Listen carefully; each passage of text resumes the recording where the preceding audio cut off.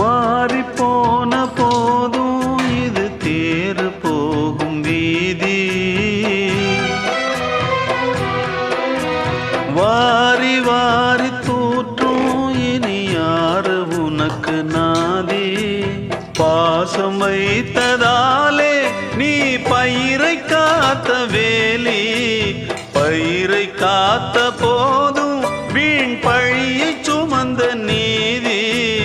சாமி வந்து கேட்டிடுமா, வீண் பழியை தீர்த்திடுமா.